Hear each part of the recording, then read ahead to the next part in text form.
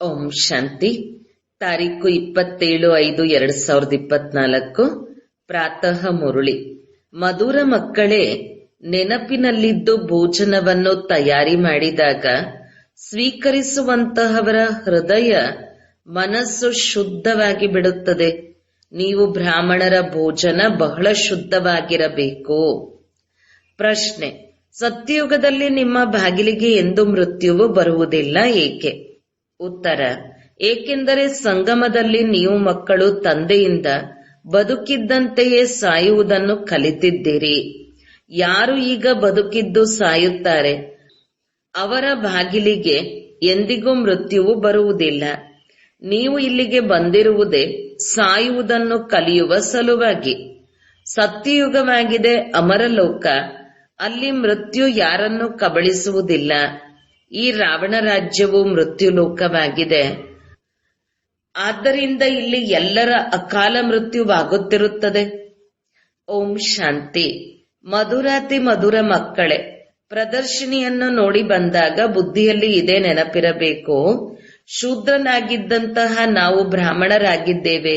ನಂತರ ದೇವತಾ ಸೂರ್ಯವಂಶಿ ಚಂದ್ರವಂಶಿ ಆಗುತ್ತೇವೆ. ಈ ಸಂಗಮ ಯುಗದ ಮಾಡೆಲ್ ಅನ್ನು ಚಿತ್ರ ಪ್ರದರ್ಶನಿಯಲ್ಲಿ ಇಡಬೇಕು. ಕಲಿಯುಗ ಮತ್ತು ಸತ್ಯಯುಗದ ಮಧ್ಯದಲ್ಲಿ ಇದು ಸಂಗಮ ಯುಗವಾಗಿದೆ. ಆದ್ದರಿಂದ ಸಂಗಮ ಯುಗದ ಮಾಡೆಲ್ ಮಧ್ಯದಲ್ಲಿರಬೇಕು. ಈ ಚಿತ್ರದಲ್ಲಿ 15-20 ಶ್ವೇತ ವಸ್ತ್ರಧಾರಿಗಳು ತಪಸ್ಸಿನಲ್ಲಿ ಕುಳಿತಿರಬೇಕು. ಸೂರ್ಯವಂಶೀಯರನ್ನು ತೋರಿಸುವಂತೆ ಚಂದ್ರವಂಶೀಯರನ್ನು ತೋರಿಸಬೇಕು. ತಪಸ್ಸಿನಿಂದ ಹೀಗಿದ್ದವರು ಹೀಗಾದರೆಂದು ಮನುಷ್ಯರು ತಿಳಿದುಕೊಳ್ಳುವಂತೆ ಮಾಡಬೇಕು. ಇದು ನಿಮ್ಮ ಆರಂಭದ ಚಿತ್ರವೂ ಆಗಿದೆ. ಸಾಧಾರಣ ತಪಸ್ಸಿನ ಹಾಗೂ ಭವಿಷ್ಯದ ರಾಜ್ಯ ಪದವಿಯ ಚಿತ್ರ ಇರುವಂತೆ ಇದನ್ನು ಮಾಡಬೇಕು. ಆಗ ನೀವು ಅವರೇ ಆಗುತ್ತಾರೆಂದು ತಿಳಿಸಿಕೊಡಬಹುದು. ಯಥಾವತ್ತಾಗಿ ತೋರಿಸಬೇಕಾಗುತ್ತದೆ. ನಾವು ಬ್ರಹ್ಮಕುಮಾರ ಕುಮಾರಿಯರು ರಾಜಯೋಗವನ್ನು ಕಲಿತು ಹೀಗೆ ಆಗುತ್ತೇವೆ. ಆಗ ಸಂಗಮ ಯುಗವನ್ನು ಸಹ ಅಗತ್ಯವಾಗಿ ತೋರಿಸಬೇಕಾಗುವುದು. ನೀವು ಮಕ್ಕಳು ನೋಡಿಕೊಂಡು ಬರುತ್ತೀರೆಂದಾಗ ಇಡೀ ದಿನ ಆ ಜ್ಞಾನವು ಬುದ್ಧಿಯಲ್ಲಿರಬೇಕಾಗಿದೆ. ಆಗಲೇ ಜ್ಞಾನ ಸಾಗರನ ಮಕ್ಕಳು ನೀವು ಮಾಸ್ಟರ್ ಜ್ಞಾನ ಸಾಗರ ಎಂದು ಕರೆಸಿಕೊಳ್ಳುತ್ತೀರಿ. ಒಂದು ವೇಳೆ ಜ್ಞಾನವು ಬುದ್ಧಿಯಲ್ಲಿ ಇಲ್ಲದಿರುವಾಗ ಜ್ಞಾನ ಸಾಗರನೆಂದು ಹೇಳಲಾಗುತ್ತದೆಯೇನು? ಆದುದರಿಂದ ಇಡೀ ದಿನ ಬುದ್ಧಿಯು ಇದರಲ್ಲಿಯೇ ತೊಡಗಿದ್ದಾಗ ಎಲ್ಲ ಬಂಧನಗಳು ದೂರವಾಗುತ್ತಾ ಹೋಗುತ್ತವೆ. ಈಗ ನಾವು ಬ್ರಾಹ್ಮಣರಾಗಿದ್ದೇವೆ, ನಂತರ ದೇವತೆಯಾಗುತ್ತೇವೆ. ಒಂದು ವೇಳೆ ಉತ್ತಮ ಪುರುಷಾರ್ಥ ಮಾಡದೆ ಹೋದಲ್ಲಿ ಕ್ಷತ್ರಿಯ ಕುಲದಲ್ಲಿ ಹೋಗಿಬಿಡುತ್ತೀರಿ. ವೈಕುಂಠವನ್ನು ನೋಡಲು ಆಗುವುದಿಲ್ಲ. ಮುಖ್ಯವಾಗಿರುವುದೇ ವೈಕುಂಠ, ವಂಡರ್ ಆಫ್ ದ ವರ್ಲ್ಡ್, ಅದ್ಭುತ ಜಗತ್ತು ಎಂದು ಸತ್ಯಯುಗಕ್ಕೆ ಕರೆಯಲಾಗುವುದು. ಆದುದರಿಂದ ಪುರುಷಾರ್ಥ ಮಾಡಬೇಕು. ನಿಮ್ಮ ಈ 2 ಚಿತ್ರಗಳಿರಬೇಕಾಗುತ್ತದೆ. ಅದೇ ಬಣ್ಣ ಬಣ್ಣದ ವಸ್ತ್ರ ಹಾಗೂ ಆಭರಣಗಳಿಂದ ಶೃಂಗರಿಸಲ್ಪಟ್ಟಿರುವ ಚಿತ್ರ ಹಾಗೂ ಇದು ತಪಸ್ಸಿನ ಚಿತ್ರ. ಆಗ ಇವರು ಸೂಕ್ಷ್ಮವತನದಲ್ಲಿ ಕುಳಿತಿದ್ದಾರೆಂದು ಅವರು ತಿಳಿದುಕೊಳ್ಳುತ್ತಾರೆ. ವಸ್ತ್ರವನ್ನಂತೂ ಬದಲಾಯಿಸಬೇಕಾಗುತ್ತದೆ. ಲಕ್ಷಣವನ್ನಂತೂ ಬದಲಾಯಿಸಲು ಸಾಧ್ಯವಿಲ್ಲ. ಅದು ಅಪವಿತ್ರ ಪ್ರವೃತ್ತಿ ಮಾರ್ಗದ್ದಾಗಿದೆ. ಇದು ಪವಿತ್ರ ಪ್ರವೃತ್ತಿ ಮಾರ್ಗದ್ದಾಗಿದೆ. ಈ 2 ಚಿತ್ರದಿಂದ ಸತ್ಯಯುಗದ ಸ್ಥಾಪನೆ ಮಾಡುತ್ತಿದ್ದಾರೆಂದು ತಿಳಿದುಕೊಳ್ಳುತ್ತಾರೆ. ಇವರೇ ಮತ್ತೆ ಅವರಾಗುತ್ತಾರೆ, ದೇವತೆಗಳಾಗುತ್ತಾರೆ. ಯಾರು ಪರಿಶ್ರಮ ಪಡುತ್ತಾರೆಯೋ ಅವರೇ ಪಡೆದುಕೊಳ್ಳುತ್ತಾರೆ. ಬ್ರಾಹ್ಮಣರಾಗುವವರಂತೂ ಬಹಳ ಇದ್ದಾರಲ್ಲವೇ? ಈ ಸಮಯ ನೀವು ಕಡಿಮೆ ಇದ್ದೀರಿ. ದಿನ ಪ್ರತಿದಿನ ವೃದ್ಧಿಯಾಗುತ್ತಿರುತ್ತದೆ. ಸೃಷ್ಟಿ ಚಕ್ರವು ಹೇಗೆ ತಿರುಗುತ್ತದೆ ಎನ್ನುವುದು ಬುದ್ಧಿಯಲ್ಲಿದೆ. ನಾವೀಗ ತಪಸ್ಸನ್ನು ಮಾಡುತ್ತಿದ್ದೇವೆ, ನಂತರ ಹೀಗೆ ಆಗುತ್ತೇವೆ. ಇದನ್ನೇ ಸ್ವದರ್ಶನ ಚಕ್ರಧಾರಿಯಾಗಿ ಕುಳಿತುಕೊಳ್ಳುವುದು ಎಂದು ಕರೆಯಲಾಗುವುದು.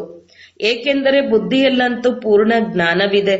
ನಾವು ಏನಾಗಿದ್ದೆವು, ಈಗ ಏನಾಗುತ್ತೇವೆ. ವಿದ್ಯಾರ್ಥಿಗಳು ಶಿಕ್ಷಕರನ್ನು ಅಗತ್ಯವಾಗಿ ನೆನಪು ಮಾಡುತ್ತಾರೆ. ನಿಮ್ಮನ್ನೂ ಸಹ ತಂದೆ ಶಿಕ್ಷಕ ನೆನಪು ಮಾಡುತ್ತಾರೆ. ನೆನಪಿನ ಯಾತ್ರೆಯಿಂದ ಮಾತ್ರ ಪಾಪ ನಾಶವಾಗುತ್ತದೆ. ಆತ್ಮವು ಪವಿತ್ರವಾಗಿ ನಂತರ ಪವಿತ್ರ ಶರೀರವು ದೊರೆಯುತ್ತದೆ. ಯಾರು ಶೂದ್ರರಿಂದ ಬ್ರಾಹ್ಮಣರಾಗುತ್ತಾರೆಯೋ ಅವರೇ ನಂತರ ದೇವತೆಗಳಾಗುತ್ತಾರೆ. ಈ ಚಿತ್ರವು ಎಷ್ಟು ದೊಡ್ಡ ಚಿತ್ರವಾಗಿರುತ್ತದೆಯೋ ಅಷ್ಟು ಒಳ್ಳೆಯದು. ಏಕೆಂದರೆ ಸಂಗಮ ಯುಗದಲ್ಲಿ ಪುರುಷೋತ್ತಮರಾಗುವ ಬ್ರಾಹ್ಮಣರು ಎಂದು ಬರೆಯಬೇಕು. ಈಗ ನಿಮಗೆ ತಂದೆಯು ಕುಳಿತು ಓದಿಸುತ್ತಿದ್ದಾರೆ. ಮೇಲೆ ಶಿವ ತಂದೆಯ ಚಿತ್ರವೂ ಇರಲಿ. ಅವರು ನಿಮಗೆ ಓದಿಸುತ್ತಿದ್ದಾರೆ. ನೀವೀಗ ಇಂತಹ ದೇವತೆಯಾಗುತ್ತೀರಿ. ಈ ಬ್ರಹ್ಮರವರು ಸಹ ನಿಮ್ಮ ಜೊತೆ ಇದ್ದಾರೆ. ಅವರು ಶ್ವೇತ ವಸ್ತ್ರಧಾರಿ ವಿದ್ಯಾರ್ಥಿಯಾಗಿದ್ದಾರೆ. ಮನುಷ್ಯರಂತೂ ರಾಮರಾಜ್ಯವನ್ನು ಒಪ್ಪಿಕೊಳ್ಳುವುದಿಲ್ಲ. ರಾಮರಾಜ ರಾಮನಂತೆ ಪ್ರಜೆ ಎಂಬ ಗಾಯನವೂ ಇದೆ. ಸತ್ಯಯುಗದಲ್ಲಂತೂ ಧರ್ಮದ ರಾಜ್ಯವಿರುತ್ತದೆ. ಉಳಿದ ತ್ರೇತಾಯುಗದಲ್ಲಿ ಕ್ಷತ್ರಿಯರನ್ನು ನಿಂದನೆ ಮಾಡಿದ್ದಾರೆ, ಸೂರ್ಯವಂಶೀಯರನ್ನು ನಿಂದನೆ ಮಾಡಿಲ್ಲ. ಆದ್ದರಿಂದ ಇದನ್ನು ಬರೆಯಬೇಕು. ರಾಮರಾಜ ರಾಮಪ್ರಜಾ ಧರ್ಮದಲ್ಲಿ ಉಪಕಾರವಿರುತ್ತದೆ. ಅದು ಸಹ ಸೆಮಿ ಸ್ವರ್ಗವಾಗಿದೆ. ಏಕೆಂದರೆ 14 ಕಲೆ ಅಲ್ಲವೇ? ಅಲ್ಲಿ ಇಂತಹ ನಿಂದನೆಯ ಮಾತು ಇರುವುದಿಲ್ಲ, ಆಗುವುದಿಲ್ಲ. ಆದುದರಿಂದ ಅವರಿಗೆ ನಾವು ಏನಾಗುತ್ತಿದ್ದೇವೆಂದು ಸ್ಪಷ್ಟ ಮಾಡಿ. ನಾವೇ ನಮಗಾಗಿ ರಾಮರಾಜ್ಯ ಸ್ಥಾಪನೆ ಮಾಡುತ್ತಿದ್ದೇವೆ. ವಿಶ್ವದಲ್ಲಿ ಶಾಂತಿಯ ಒಂದೇ ಅಂತಹ ಸ್ವರಾಜ್ಯವನ್ನು ಎಲ್ಲರೂ ಬೇಡುತ್ತಾರೆ. ನಾವು ಅದನ್ನು ಸ್ಥಾಪನೆ ಮಾಡುತ್ತಿದ್ದೇವೆ. ತಂದೆಯು ಪ್ರದರ್ಶಿನಿ ಮೊದಲಾದವುಗಳನ್ನು ನೋಡಿದಾಗ ಈ ಚಿಂತನೆ ನಡೆಯುತ್ತಿರುತ್ತದೆ. ನೀವು ಮಕ್ಕಳು ಮನೆಗೆ ಹೋದಾಗ ಎಲ್ಲರನ್ನೂ ಮರೆತು ಬಿಡುತ್ತೀರಿ. ಆದರೆ ಈ ಎಲ್ಲವನ್ನೂ ಬುದ್ಧಿಯಲ್ಲಿ ನೆನಪಿಟ್ಟುಕೊಳ್ಳಬೇಕು. ಪ್ರದರ್ಶಿನಿಯಿಂದ ಹೊರಗೆ ಬಂದ ನಂತರ ಆಟ ಮುಗಿಯುವಂತೆ ಮರೆಯಬಾರದು. ಒಳ್ಳೊಳ್ಳೆಯ ಮಕ್ಕಳು ಯಾರು ಉತ್ತಮ ಪುರುಷಾರ್ಥಿಗಳಾಗಿದ್ದಾರೆ ಅವರ ಬುದ್ಧಿಯಲ್ಲಿ ಇದು ವಿಚಾರ ನಡೆಯುತ್ತಿರಬೇಕು. ತಂದೆಗಂತೂ ವಿಚಾರ ನಡೆಯುತ್ತಲೇ ಇರುತ್ತದೆ. ಬುದ್ಧಿಯಲ್ಲಿ ಇಡೀ ಜ್ಞಾನವಿದ್ದರೆ ತಂದೆಯ ನೆನಪೂ ಬರುತ್ತದೆ. ಉನ್ನತಿಯನ್ನು ಹೊಂದುತ್ತಿರುತ್ತೀರಿ. ಒಂದು ವೇಳೆ ಸತೋಪ್ರಧಾನವಾಗದಿದ್ದರೆ ಸತ್ಯಯುಗದಲ್ಲಿ ಹೋಗುವುದಿಲ್ಲ. ಆದ್ದರಿಂದ ತಮ್ಮನ್ನು ನೆನಪಿನ ಯಾತ್ರೆಯಲ್ಲಿ ಪಕ್ಕಾ ಇಟ್ಟುಕೊಳ್ಳಬೇಕು. ನೀವು ರಾಜಯೋಗಿಗಳು. ನಿಮಗೆ ಅತಿ ದೊಡ್ಡ ಜಟೆ, ಉದ್ದವಾದ ಕೂದಲು ಇದೆ. ನೀವು ಮಾತೆಯರದೇ ಎಲ್ಲ ಮಹಿಮೆ ಇದೆ. ಸ್ವಾಭಾವಿಕ ಜಟೆ ಇದೆ. ರಾಜಯೋಗಿ ಹಾಗೂ ಯೋಗಿನಿಯ ಸತ್ಯ ಸತ್ಯ ತಪಸ್ಸಿನ ರೂಪ ತೋರಿಸುತ್ತಾರೆ. ಇವೆಲ್ಲವೂ ತಿಳಿದುಕೊಳ್ಳುವ ಮಾತುಗಳಾಗಿವೆ. ತಂದೆಯು ತಿಳಿಸುತ್ತಾರೆ, ದೇಹದ ಎಲ್ಲಾ ಧರ್ಮಗಳನ್ನು ಬಿಟ್ಟು ತಮ್ಮನ್ನು ಆತ್ಮನೆಂದು ನಿಶ್ಚಯ ಮಾಡಿಕೊಳ್ಳಿ. ಉಳಿದ ದೇಹದ ಸಂಬಂಧ ಮುಂತಾದವುಗಳನ್ನು ಮರೆತು ಒಬ್ಬ ತಂದೆಯನ್ನು ನೆನಪು ಮಾಡಿ. ಅವರು ತಂದೆ ನಿಮ್ಮನ್ನು ತುಂಬಾ ಸಂಪನ್ಭರಿತರನ್ನಾಗಿ ಮಾಡುತ್ತಾರೆ. ಬದುಕಿದ್ದು ಸತ್ತು ಹೋಗಿ ತಂದೆಯು ಬಂದು ಬದುಕಿದ್ದಂತೆಯೇ ಸಾಯುವುದನ್ನು ಕಲಿಸುತ್ತಾರೆ. ತಂದೆಯು ತಿಳಿಸುತ್ತಾರೆ, ನಾನು ಕಾಲರ ಕಾಲನಾಗಿದ್ದೇನೆ. ನಿಮಗೆ ಇಂತಹ ಮೃತ್ಯುವನ್ನು ಕಲಿಸಿಕೊಡುತ್ತೇನೆ. ಆದ್ದರಿಂದ ಎಂದಿಗೂ ನಿಮ್ಮ ಬಾಗಿಲಲ್ಲಿ ಮೃತ್ಯುವು ಬರಲು ಸಾಧ್ಯವಿಲ್ಲ. ಅಲ್ಲಿ ರಾವಣ ರಾಜ್ಯವೇ ಇರುವುದಿಲ್ಲ. ಸತ್ಯಯುಗದಲ್ಲಿ ಎಂದಿಗೂ ಮೃತ್ಯುವು ಕಬಳಿಸುವುದಿಲ್ಲ. ಅದನ್ನು ಅಮರಪುರಿ ಎಂದು ಕರೆಯಲಾಗುವುದು. ತಂದೆಯು ನಿಮ್ಮನ್ನು ಅಮರಪುರಿಗೆ ಮಾಲೀಕರನ್ನಾಗಿ ಮಾಡುತ್ತಾರೆ. ಇದಾಗಿದೆ ಮೃತ್ಯುಲೋಕ, ಅದಾಗಿದೆ ಅಮರಪುರಿ. ಇದು ರಾಜಯೋಗವಾಗಿದೆ. ಇಲ್ಲಿ ಮತ್ತೆ ಪ್ರಾಚೀನ ಭಾರತದ ರಾಜಯೋಗವನ್ನು ಕಲಿಸಲಾಗುತ್ತದೆ ಎಂದು ಬರೆಯಿರಿ. ಯಾರು ಪ್ರದರ್ಶಿನಿ ಮೊದಲಾದವುಗಳನ್ನು ನೋಡಿಕೊಳ್ಳುತ್ತಾರೆ ಅವರು ಜನರಿಗೆ ಯಥಾವತ್ತಾಗಿ ತಿಳಿಸಿಕೊಡುವಂತೆ ವಿಚಾರ ಮಾಡಬೇಕಾಗುವುದು. ಇದರಲ್ಲಿ ಪ್ರತ್ಯಕ್ಷವಾಗಿ ಬಹಳ ಚೆನ್ನಾಗಿ ತಿಳಿಸಿಕೊಡಬೇಕು. ಯಥ ರಾಜಾರಾಣಿ ತಥಾ ಪ್ರಜೆಯಂತೂ ಬಂದೇ ಬಿಡುತ್ತಾರೆ. ತಂದೆಯು ಎಷ್ಟು ಸ್ಪಷ್ಟವಾಗಿ ತಿಳಿಸುತ್ತಾರೆ. ತಮ್ಮನ್ನು ಆತ್ಮನೆಂದು ತಿಳಿದು ತಂದೆಯನ್ನು ನೆನಪು ಮಾಡಿ. ಇದರ ಬಗ್ಗೆ ಪೂರ್ಣ ಗಮನ ಕೊಡಬೇಕು. ವಿಶ್ವದಲ್ಲಿ ಪವಿತ್ರತೆ, ಸುಖ, ಶಾಂತಿಯ ಸ್ಥಾಪನೆಯಾಗುತ್ತಿದೆ. ಅದು ಹೇಗೆ ಆಗುತ್ತಿದೆ ಎಂದು ಬಂದು ತಿಳಿದುಕೊಳ್ಳಿ. ನೀವು ನಿಮಗಾಗಿಯೇ ಮಾಡುತ್ತೀರಿ. ಹೇಗಾಗುತ್ತಾರೆಂದು ಸಹ ತೋರಿಸಬೇಕು. ಪ್ರಜೆಗಳನ್ನು ತೋರಿಸಬೇಕು. ಶ್ರೀಮಂತ ಪ್ರಜೆಗಳನ್ನು, 2ನೇ ದರ್ಜೆ 3ನೇ ದರ್ಜೆಯ ಪ್ರಜೆಗಳನ್ನು ತೋರಿಸಬೇಕು. ಹೀಗೆ ಚೆನ್ನಾಗಿ ತಿಳಿಸಿಕೊಡಲು ಸ್ಪಷ್ಟವಾಗಿ ಮಾಡಬೇಕು. ಇದರಲ್ಲಿ ಪರಿಶ್ರಮವಂತೂ ಪಡಬೇಕಾಗುವುದು. ಸಮಯವಂತೂ ತುಂಬಾ ಕಡಿಮೆ ಇದೆ. ಈ ಜ್ಞಾನವು ನಿಮಗಾಗಿಯೇ ಇದೆ. ನೀವು ಪ್ರದರ್ಶಿನಿಯಲ್ಲಿ ಈ ರೀತಿ ತಿಳಿಸಿದರೆ ಜನರು ನಾವು ಒಬ್ಬ ತಂದೆಯನ್ನು ನೆನಪು ಮಾಡಿದಾಗ ನಾವು ಹೀಗಾಗುತ್ತೇವೆಂದು ತಿಳಿದುಕೊಳ್ಳಬೇಕು. ಇಲ್ಲವಾದಲ್ಲಿ ಮತ್ತೆ ಅವರು ಭಕ್ತಿ ಮಾರ್ಗದಲ್ಲಿ ಬಂದು ಬಿಡುತ್ತಾರೆ. ನೀವು ಮಹಾರಥಿ ಮಕ್ಕಳಾಗಿದ್ದರಿಂದ ನಿಮ್ಮ ಬುದ್ಧಿಯು ಸೇವೆಯ ಬಗ್ಗೆ ವಿಚಾರ ನಡೆಯುತ್ತದೆ. ಸಹೋದರರಲ್ಲೂ ಒಳ್ಳೆಯವರಿದ್ದಾರೆ. ನಂಬರ್ 1 ಜಗದೀಶ್ ಆಗಿದ್ದಾರೆ. ಅವರು ಮಾಸಪತ್ರಿಕೆಯನ್ನು ಮಾಡುತ್ತಾರೆ. ಬ್ರಿಜ್ಮೋಹನ್ ಅವರಿಗೂ ಸಹ ಬರೆಯುವುದರಲ್ಲಿ ಬಹಳ ಆಸಕ್ತಿ ಇದೆ. ಬಹುಶಃ 3ನೆಯವರು ಯಾರಾದರೂ ತಯಾರಾಗಬಹುದು. ಪ್ರತಿಯೊಂದು ಮಾತನ್ನು ನೀವು ದಿನ ಪ್ರತಿದಿನ ಸ್ಪಷ್ಟ ಮಾಡುತ್ತಾ ಹೋಗುತ್ತೀರಿ. ತಂದೆಯು ಜ್ಞಾನ ಸಾಗರ ಆಗಿದ್ದಾರೆ. ಆ ಪರಮಾತ್ಮನಲ್ಲಿ ಜ್ಞಾನವು ತುಂಬಲ್ಪಟ್ಟಿದೆಯಲ್ಲವೇ? ಹೇಗೆ ಹಾಡನ್ನು ಸಹ ಕೇಳುತ್ತೀರಿ, ಹಾಗೆಯೇ ಪೂರ್ಣ ರೆಕಾರ್ಡ್ ತುಂಬಲ್ಪಟ್ಟಿರುತ್ತದೆ. ಇದು ಸಹ ಅದೇ ರೀತಿಯಾಗಿದೆ. ತಂದೆಯ ಬಳಿ ಯಾವ ಸಂಪತ್ತು ಇದೆ, ಇದು ನಾಟಕದ ಅನುಸಾರ ಸಿಗುತ್ತಿರುತ್ತದೆ. ಇದೆಲ್ಲವೂ ನೀವು ಮಕ್ಕಳ ಬುದ್ಧಿಯಲ್ಲಿ ವಿಚಾರ ನಡೆಯುತ್ತಿರಬೇಕು. ಬಲೆ ಕೆಲಸ ಕಾರ್ಯಗಳನ್ನು ಮಾಡಿ, ಕೈಯಿಂದ ಭೋಜನವನ್ನು ತಯಾರು ಮಾಡಿ, ಆದರೆ ಬುದ್ಧಿಯು ಶಿವತಂದೆಯ ಜೊತೆ ಇರಲಿ. ಏಕೆಂದರೆ ಬ್ರಹ್ಮ ಭೋಜನವು ಪವಿತ್ರವಾಗಿರಬೇಕು. ಬ್ರಹ್ಮ ಭೋಜನವೇ ಬ್ರಾಹ್ಮಣರ ಭೋಜನವಾಗಿದೆ. ಎಷ್ಟೆಷ್ಟು ಯೋಗದಲ್ಲಿದ್ದು ಊಟ ತಯಾರು ಮಾಡುತ್ತೀರಿ, ಅಷ್ಟು ಆ ಭೋಜನದಲ್ಲಿ ಶಕ್ತಿ ಬರುತ್ತದೆ. ದೇವತೆಗಳು ಸಹ ಬ್ರಹ್ಮ ಭೋಜನವನ್ನು ಬಹಳ ಮಹಿಮೆ ಮಾಡುತ್ತಿದ್ದರೆಂದು ಗಾಯನವಿದೆ.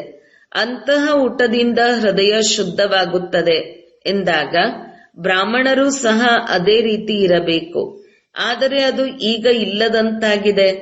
ಈಗ ಒಂದು ವೇಳೆ ಈ ರೀತಿಯಾಗಿ ಬಿಟ್ಟರೆ ನಿಮ್ಮದು ವೃದ್ಧಿಯಾಗುತ್ತದೆ.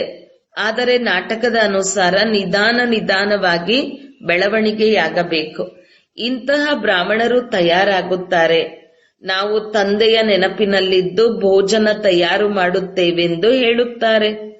ಯೋಗದಲ್ಲಿದ್ದು ಭೋಜನವನ್ನು ತಯಾರು ಮಾಡುವ ಬ್ರಾಹ್ಮಣರು ಬೇಕು ಎಂದು ತಂದೆಯೂ ಸಹ ಚಾಲೆಂಜ್ ಮಾಡುತ್ತಾರಲ್ಲವೇ? ಭೋಜನವು ಪವಿತ್ರವಾಗಿರಬೇಕಾಗುತ್ತದೆ. ಭೋಜನದ ಮೇಲೆ ಬಹಳ ಆಧಾರಿತವಾಗಿದೆ. ಮಕ್ಕಳಿಗೆ ಹೊರಗಡೆ ದೊರೆಯದೇ ಇರುವ ಕಾರಣ ಇಲ್ಲಿ ಬರುತ್ತಾರೆ. ಮಕ್ಕಳು ಭೋಜನದಿಂದ ರಿಫ್ರೆಶ್ ಆಗುತ್ತಾರೆ. ಯೋಗದಲ್ಲಿರುವವರೇ ಜ್ಞಾನಿಗಳು ಆಗುತ್ತಾರೆ. ಆದುದರಿಂದ ಅವರನ್ನು ಸೇವೆಯಲ್ಲಿ ಕಳುಹಿಸುತ್ತಾರೆ. ಬಹಳ ಮಕ್ಕಳಾಗಿ ಬಿಟ್ಟಾಗ ಇಲ್ಲಿಯೂ ಅಂತಹ ಬ್ರಾಹ್ಮಣರನ್ನು ಇಡುತ್ತೇವೆ. ಇಲ್ಲವೆಂದರೆ ಮಹಾರಥಿಗಳಂತಹ ಮಕ್ಕಳು ಭೋಜನದ ಸೇವೆಗೆ ನಿಮಿತ್ತರಾಗಬೇಕು. ಆ ಭೋಜನವನ್ನು ಯೋಗಯುಕ್ತವಾಗಿ ತಯಾರು ಮಾಡುವವರಾಗಿರಬೇಕು. ನಾವು ಬ್ರಹ್ಮ ಭೋಜನವನ್ನು ಸ್ವೀಕರಿಸಿ ದೇವತೆಗಳಾದವೆಂದು ದೇವತೆಗಳು ತಿಳಿದುಕೊಂಡಿದ್ದಾರೆ. ಆದುದರಿಂದ ನಿಮ್ಮೊಂದಿಗೆ ಬಹಳ ಇಷ್ಟಪಟ್ಟು ಮಿಲನ ಮಾಡಲು ಬರುತ್ತಾರೆ. ಅವರು ಹೇಗೆ ನಿಮ್ಮೊಂದಿಗೆ ಮಿಲನ ಮಾಡುತ್ತಾರೆ? ಅದು ಸಹ ನಾಟಕದಲ್ಲಿ ಯುಕ್ತಿಯನ್ನು ರಚಿಸಲ್ಪಟ್ಟಿದೆ. ಆದ್ದರಿಂದ ಶ್ರಮಪಟ್ಟು ನಂತರ ಸಾಕ್ಷಾತ್ಕಾರವಾಗುತ್ತದೆ.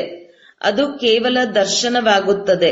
ದರ್ಶನವಾದರೆ ನಾವು ಮುಕ್ತರಾಗುತ್ತೇವೆಂದು ತಿಳಿದುಕೊಂಡಿದ್ದಾರೆ. ನಾವು ಈ ವಿದ್ಯೆಯಿಂದ ಹೀಗೆ ಆಗುತ್ತೇವೆಂದು ಅವರು ತಿಳಿದುಕೊಂಡಿರುತ್ತಾರೇನೋ? ಈ ಸೂರ್ಯವಂಶಿ ಚಂದ್ರವಂಶಿಯು ಈ ವಿದ್ಯೆಯಿಂದ ಆಗಿದ್ದಾರೆ. ಉಳಿದಂತೆ ಇಷ್ಟೊಂದು ಚಿತ್ರಗಳನ್ನು ಮಾಡಲಾಗಿದೆ. ಈ ರೀತಿಯಂತೂ ಏನೂ ಇಲ್ಲ. ಇದು ಭಕ್ತಿ ಮಾರ್ಗದ ವಿಸ್ತಾರವಾಗಿದೆ. ಇದು ಅತಿ ದೊಡ್ಡ ವ್ಯವಹಾರವಾಗಿದೆ.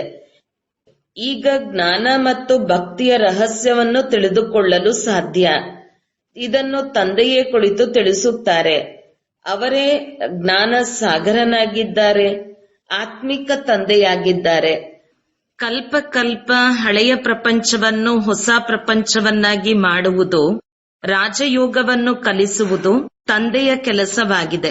ಆದರೆ ಗೀತೆಯಲ್ಲಿ ತಂದೆಯ ಹೆಸರನ್ನು ಬದಲಾಯಿಸಿ ಬಿಟ್ಟಿದ್ದಾರೆ. ತಂದೆಯು ತಿಳಿಸುತ್ತಾರೆ, ಇದು ಸಹ ಕಲ್ಪ ಕಲ್ಪದ ಆಟವಾಗಿದೆ. ನಾವಿಲ್ಲಿ ಮನೆಯಿಂದ ಪಾತ್ರವನ್ನು ಅಭಿನಯಿಸಲು ಬರುತ್ತೇವೆ. ವೃಕ್ಷದತ್ತ ಯಾರಿಗೆ ಹೇಗೆ ತಿಳಿಸಿಕೊಡಬೇಕೆಂದು ಬುದ್ಧಿಯಿಂದ ಕೆಲಸ ಮಾಡಬೇಕು. ನಾವೇನು ಸ್ವರ್ಗದಲ್ಲಿ ಬರುವುದಿಲ್ಲವೇ ಎಂದು ಕೇಳುತ್ತಾರೆ. ನಿಮ್ಮ ಧರ್ಮಸ್ಥಾಪಕರಂತೂ ಸ್ವರ್ಗದಲ್ಲಿ ಬರುವುದೇ ಇಲ್ಲ. ಅವರೆಲ್ಲರೂ ಸ್ವರ್ಗದಲ್ಲಿ ಬಂದಾಗ ನೀವು ಬರುತ್ತೀರಿ ಎಂದು ಹೇಳಿ, ಪ್ರತಿಯೊಂದು ಧರ್ಮಕ್ಕೂ ತಮ್ಮ ತಮ್ಮದೇ ಆದ ಸಮಯದಲ್ಲಿ ಪಾತ್ರವಿದೆ. ಇದು ಭಿನ್ನ ಭಿನ್ನ ಧರ್ಮಗಳ ಪಾತ್ರವೂ ಮಾಡಲ್ಪಟ್ಟಿದೆ. ಇದು ಮಾಡಲ್ಪಟ್ಟಂತ ಆಟವಾಗಿದೆ. ಇಲ್ಲಿ ಸ್ವಲ್ಪವೂ ಹೇಳುವ ಅವಶ್ಯಕತೆ ಇಲ್ಲ. ಆದರೆ ಮುಖ್ಯ ಧರ್ಮಗಳನ್ನು ತೋರಿಸಲಾಗಿದೆ. ಇದನ್ನಂತೂ ಮಕ್ಕಳು ತಿಳಿದುಕೊಂಡಿದ್ದೀರಿ. ಈ ಚಿತ್ರಗಳಲ್ಲಿ ಯಾವುದೇ ಸಹ ಹೊಸ ಚಿತ್ರಗಳಿಲ್ಲ. ಕಲ್ಪವೂ ಇದೇ ರೀತಿ ನಡೆಯುತ್ತಾ ಇರುತ್ತದೆ. ಅನೇಕ ಪ್ರಕಾರದ ವಿಘ್ನಗಳು ಬೀಳುತ್ತವೆ. ಹೊಡೆದಾಟ ಮೊದಲಾದವುಗಳ ವಿಘ್ನಗಳು ಬೀಳುತ್ತಿರುತ್ತದೆಯಲ್ಲವೇ? ಮಕ್ಕಳಿಗೆ ಎಷ್ಟೊಂದು ಯುಕ್ತಿಯಿಂದ ತಿಳಿಸಲಾಗುತ್ತದೆ. ಭಗವಾನುವಾಚ ಕಾಮ ಮಹಾಶತ್ರುವಾಗಿದೆ ಎಂದು ಹೇಳಿ. ಈಗಂತೂ ಈ ಕಲಿಯುಗಿ ಪ್ರಪಂಚವು ವಿನಾಶವಾಗುವುದಿದೆ. ದೇವತಾ ಧರ್ಮದ ಸ್ಥಾಪನೆಯಾಗುತ್ತಿದೆ. ಆದ್ದರಿಂದ ತಂದೆಯು ತಿಳಿಸುತ್ತಾರೆ, ಮಕ್ಕಳೇ, ನೀವು ಪವಿತ್ರರಾಗಿ ಕಾಮವನ್ನು ಗೆಲ್ಲಿರಿ. ಇದರ ಮೇಲೆ ಜಗಳವಾಗುತ್ತಿರುತ್ತದೆ. ನೀವು ಗಣ್ಯ ವ್ಯಕ್ತಿಗಳಿಗೂ ತಿಳಿಸುತ್ತೀರಿ. ರಾಜ್ಯಪಾಲರ ಹೆಸರನ್ನು ಕೇಳಿ ಎಲ್ಲರೂ ಬರುವರು. ಆದುದರಿಂದ ಯುಕ್ತಿ ರಚಿಸಲಾಗುತ್ತದೆ. ಅವರಲ್ಲಿ ಯಾರಾದರೂ ಚೆನ್ನಾಗಿ ಅರ್ಥ ಮಾಡಿಕೊಳ್ಳಬಹುದು. ಹಿರಿಯರ ಹೆಸರನ್ನು ಕೇಳಿ ಬಹಳ ಮಂದಿ ಬರುತ್ತಾರೆ. ಗಣ್ಯ ವ್ಯಕ್ತಿಗಳು ಬರುವಂತೆಯೂ ಆಗಬಹುದು. ಇದು ಬಹಳ ಕಷ್ಟವೇನೋ ಆಗಿದೆ. ತಂದೆಯು ಎಷ್ಟೊಂದು ಬರೆಯುತ್ತಾರೆ. ಮಕ್ಕಳೇ, ಯಾರಿಂದ ಉದ್ಘಾಟನೆ ಮಾಡಿಸುತ್ತೀರೋ ಅವರಿಗೆ ಮೊದಲು ಈ ರೀತಿ ತಿಳಿಸಿಕೊಡಿ. ಅಗತ್ಯವಾಗಿ ಮನುಷ್ಯರು ದೇವತೆಗಳಾಗುತ್ತಾರೆ. ವಿಶ್ವದಲ್ಲಿ ಶಾಂತಿಯು ನೆಲೆಸುತ್ತದೆ. ಸ್ವರ್ಗದಲ್ಲಿಯೇ ಶಾಂತಿ ಹಾಗೂ ಸುಖವಿತ್ತು. ಈ ರೀತಿ ಭಾಷಣ ಮಾಡಿ ಸಮಾಚಾರ ಪತ್ರಿಕೆಯಲ್ಲಿ ಬಂದಾಗ ನಿಮ್ಮ ಬಳಿ ಅನೇಕಾನೇಕ ಜನರು ಬರಲು ಪ್ರಾರಂಭಿಸುತ್ತಾರೆ. ನಿಮ್ಮನ್ನು ನಿದ್ರೆ ಮಾಡಲು ಬಿಡುವುದಿಲ್ಲ. ನಿದ್ರೆಯನ್ನು ತ್ಯಜಿಸಬೇಕಾಗುತ್ತದೆ. ಸೇವೆಯಿಂದ, ಯೋಗದಿಂದ ಶಕ್ತಿಯು ಸಿಗುತ್ತದೆ. ಏಕೆಂದರೆ ನಿಮಗೆ ಅದರಿಂದ ಸಂಪಾದನೆಯಾಗುತ್ತದೆ. ಸಂಪಾದನೆ ಮಾಡುವವರಿಗೆ ಎಂದಿಗೂ ಆಲಸ್ಯತನ, ಆಕಳಿಕೆ ಬರುವುದಿಲ್ಲ. ತೂಕಡಿಕೆಯೂ ಬರುವುದಿಲ್ಲ. ಸಂಪಾದನೆಯಿಂದ ಹೊಟ್ಟೆ ತುಂಬುವುದರ ಕಾರಣ ನಿದ್ರೆಯೂ ಬರುವುದಿಲ್ಲ. ಹಾಗೆಯೇ ಅವರು ಪ್ರತಿದಿನ ಹಾಜರಾಗುತ್ತಾರೆ. ನೀವು ಸಹ ಅತಿ ದೊಡ್ಡ ಸಂಪಾದನೆ ಮಾಡಿಕೊಳ್ಳುತ್ತೀರಿ. ಆಲಸ್ಯ ದಿವಾಳಿಯಾಗುವವರಿಗೆ ಬರುತ್ತದೆ. ಯಾರು ತುಂಬಾ ಚೆನ್ನಾಗಿ ತಿಳಿದುಕೊಂಡು ನೆನಪಿನಲ್ಲಿರುತ್ತಾರೆಯೋ ಅವರಿಗೆ ಆಲಸ್ಯ ಬರುವುದಿಲ್ಲ. ಒಂದು ವೇಳೆ ಮಿತ್ರ ಸಂಬಂಧಿ ಮೊದಲಾದವರು ನೆನಪಿಗೆ ಬರುತ್ತಾರೆ, ಆಕಳಿಕೆ ಬರುತ್ತಿರುತ್ತದೆ. ಇದು ಗುರುತಾಗಿದೆ. ಸ್ವರ್ಗದಲ್ಲಿ ನಿಮಗೆ ಆಕಳಿಕೆ ಎಂದು ಬರುವುದಿಲ್ಲ. ತಂದೆಯಿಂದ ಆಸ್ತಿಯನ್ನು ಪಡೆದ ನಂತರ ಅಲ್ಲಿ ನಿದ್ರೆ ಮಾಡುವುದು, ಕುಳಿತುಕೊಳ್ಳುವುದು, ಎದ್ದೇಳುವುದು ನಿಯಮ ಪ್ರಮಾಣವಾಗಿ ನಡೆಯುವುದು. ಆತ್ಮವು ಯಥಾರ್ಥವಾದ ಲಿವರ್ ಗಡಿಯಾರವಾಗಿ ಬಿಡುತ್ತದೆ. ಈಗ ನೀವು ಸಿಲಿಂಡರ್ ಗಡಿಯಾರ ಆಗಿದ್ದೀರಿ. ಅದನ್ನು ಲಿವರ್ ಮಾಡಬೇಕು. ಕೆಲವರು ಮಾಡುತ್ತಾರೆ, ಕೆಲವರು ಮಾಡುವುದಿಲ್ಲ. ಒಳ್ಳೆಯದು. ಮಧುರಾತಿ ಮಧುರ ಅಗಲಿ ಹೋಗಿ ಮರಳಿ ಸಿಕ್ಕಿರುವ ಮಕ್ಕಳ ಪ್ರತಿ ಮಾತಪಿತಾ ಬಾಬ್ದಾದರವರ ನೆನಪು, ಪ್ರೀತಿ ಹಾಗೂ ಸುಪ್ರಭಾತ. ಆತ್ಮೀಯ ಮಕ್ಕಳಿಗೆ ಆತ್ಮೀಯ ತಂದೆಯ ನಮಸ್ತೆ. ಧಾರಣೆಗಾಗಿ ಮುಖ್ಯ ಸಾರ. 1. ಬಂಧನ ಮುಕ್ತರಾಗಲು ಅಥವಾ ತಮ್ಮ ಉನ್ನತಿಯನ್ನು ಮಾಡಿಕೊಳ್ಳಲು ಬುದ್ಧಿಯು ಜ್ಞಾನದಿಂದ ತುಂಬಿರಬೇಕು. ಮಾಸ್ಟರ್ ಜ್ಞಾನ ಸಾಗರನಾಗಿ ಸ್ವದರ್ಶನ ಚಕ್ರಧಾರಿಯಾಗಿ ನೆನಪಿನಲ್ಲಿ ಕುಳಿತುಕೊಳ್ಳಬೇಕು. 2. ನಿದ್ರೆಯನ್ನು ಗೆಲ್ಲುವವರಾಗಿ ನೆನಪು ಮತ್ತು ಸೇವೆಯ ಬಲವನ್ನು ಜಮಾ ಮಾಡಿಕೊಳ್ಳಬೇಕು. ಸಂಪಾದನೆಯಲ್ಲಿ ಎಂದೂ ಆಲಸ್ಯ ಮಾಡಬಾರದು, ತೂಕಡಿಸಬಾರದು. ವರದಾನ: ವಿಶ್ವದಲ್ಲಿ ಈಶ್ವರೀಯ ಪರಿವಾರದ ಸ್ನೇಹದ ಬೀಜ ಬಿತ್ತುವಂತಹ ವಿಶ್ವ ಸೇವಾಧಾರಿ ಭವ. ನಾವು ವಿಶ್ವ ಸೇವಾಧಾರಿ ಮಕ್ಕಳು ವಿಶ್ವದಲ್ಲಿ ಈಶ್ವರೀಯ ಪರಿವಾರದ ಸ್ನೇಹದ ಬೀಜ ಬಿತ್ತುತ್ತಿರುವಿರಿ. ಯಾರೇ ನಾಸ್ತಿಕರಾಗಿರಬಹುದು ಅಥವಾ ಆಸ್ತಿಕರು, ಎಲ್ಲರಿಗೂ ಅಲೌಕಿಕ ಹಾಗೂ ಈಶ್ವರೀಯ ಸ್ನೇಹದ, ನಿಸ್ವಾರ್ಥ ಸ್ನೇಹದ ಅನುಭೂತಿ ಮಾಡಿಸುವುದೇ ಬೀಜವನ್ನು ಬಿತ್ತುವುದಾಗಿದೆ. ಈ ಬೀಜ ಸಹಯೋಗಿಯಾಗುವ ವೃಕ್ಷ ಸ್ವತಃವಾಗಿ ಹುಟ್ಟು ಹಾಕುವುದು ಮತ್ತು ಸಮಯದಲ್ಲಿ ಸಹಯೋಗಿಗಳಾಗುವ ಫಲ ಕಂಡುಬರುವುದು. ಕೇವಲ ಕೆಲವು ಫಲ ಬೇಗ ಬರುವುದು ಮತ್ತು ಕೆಲವು ಫಲ ಸಮಯದಲ್ಲಿ ಹೊರಬರುವುದು. ಸ್ಲೋಗನ್: ಭಾಗ್ಯವಿಧಾತ ತಂದೆಯನ್ನು ತಿಳಿಯುವುದು, ಗುರುತಿಸುವುದು ಮತ್ತು ಅವರ ಡೈರೆಕ್ಟ್ ಮಕ್ಕಳಾಗಿ ಬಿಡುವುದು, ಇದು ಎಲ್ಲದಕ್ಕಿಂತಲೂ ದೊಡ್ಡ ಭಾಗ್ಯವಾಗಿದೆ. ಓಂ ಶಾಂತಿ.